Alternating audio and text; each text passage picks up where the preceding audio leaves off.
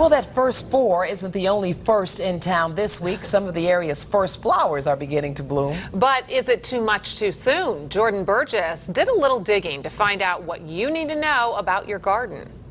When flowers start popping up this time of year, the thought isn't one of pride, but panic. What happens if it freezes? But one expert says you shouldn't let your worries take root.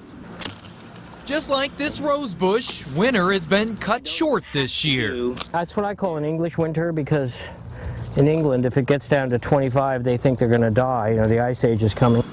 But rather than delight in the early bloomers, some are worried about the chilly reception they could still get. Well, people tend to get all nervous, like, oh my God, what's going to happen? Well, but Chris Jensen, the horticulturist at Wegerson Gardens Metro Park, says even if a cold snap hits, you shouldn't start digging an early grave for these plants just yet. we could have some cold weather, and it's just grin and bear it. You know, that most of the hardy stuff may have some new growth frozen off, but it'll come back usually. But Jensen says the warm winter hasn't just led to an early growth in flowers, but also in volunteers. And since things are coming up, we got to get working on stuff before it, you know, buds out. The nice days have meant Jensen has been able to get his hands even dirtier this year in his plant preps. Always nice to remove a weed.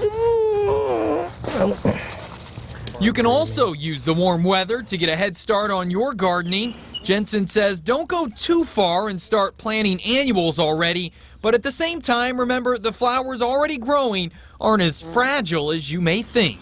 I mean, look at all the stuff around you. It's all been here, some of it for centuries, and it's, you know, it's been fine. So whatever Mother Nature sends our way over these next few months, you can take heart in knowing that these guys are ready for it. Jordan Burgess, 2 News.